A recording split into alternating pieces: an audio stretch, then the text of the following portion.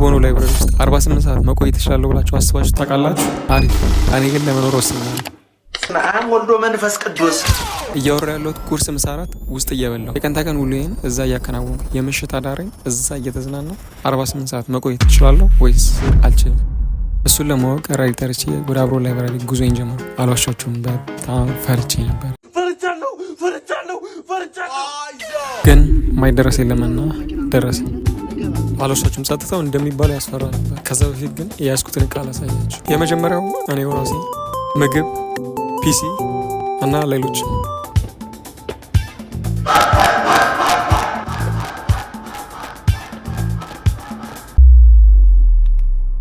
በሰዓት የመጀመሪያው ማድረገው ነገር ጥርሴ መቦረሽ ነው።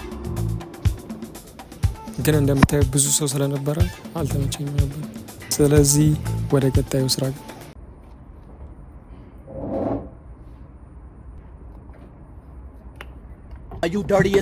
ሰዓቱ ግን ለማንኛውም ስራውን ጀመር።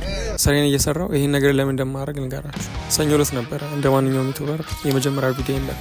አልጎሪዝሙ ግን ከደ እንዴት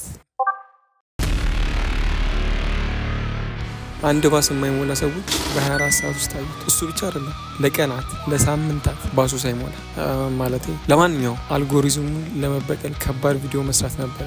ስለዚህ ቆይ ይሄ ስራ ያልቅም እንዴ ጋይስ?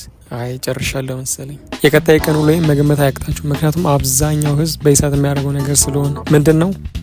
ምሳ መብላት። የት ነው የምበላው ካላችሁ፣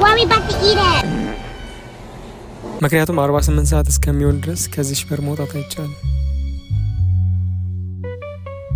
ጥርት ግልጥ ብሎ ሁሉ ነገር ይታየኛል። የስኬታችን ጽዋ ሲጋጭ ከሩቅ ይሰማኛል። ልክ እንደ ምንጭ ኮለል ብሎ፣ ልክ እንደ ዘይት ጠለል ብሎ፣ በአይምሮዬ ያለው ሀሳብ ሲወርድ ፎለል ብሎ። ይሄኛው በእርግጠኝነት ያለሁበትን ያስረሳኛል። የረፍት ጊዜ። እውነት ለመናገር የረፍት ሰዓት ዩቱብ ማየት ነበረ፣ ግን ሽንት ውስጥ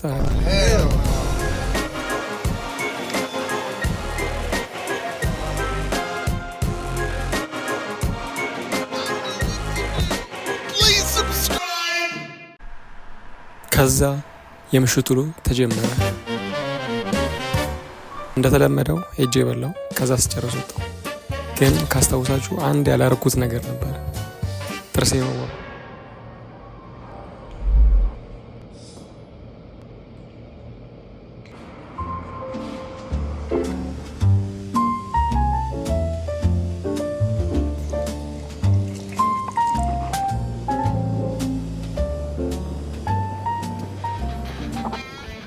ምናልባት የት ነው የምተኛው ካላችሁ 48 ሰዓት እስከሚሆን ድረስ ያለ እንቅልፍ ነው የምቆየው። ሆነን ለመናገር ምንም ቦታ የለም። ምንም እንኳን እንደ ራንዲ ጋር 11 ቀን ባልቆይም 48 ሰዓት መቆየት አያቅተኝም። እሱ እንዳለ ሆኖ ለምን ትንሽ አንቀሳቀስ? ምክንያቱም ቀኑን ሙሉ ወንበር ላይ ነበር የተቀመጥኩ።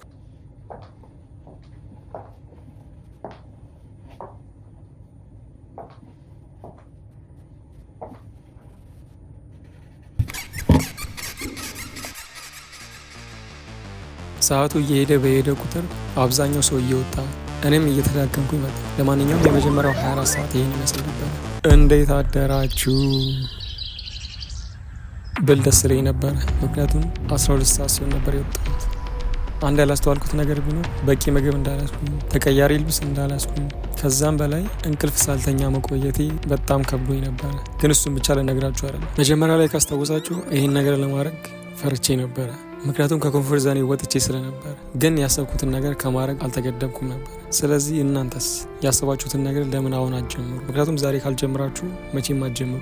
ተይ ድሮም ምክር አያምርብኝ።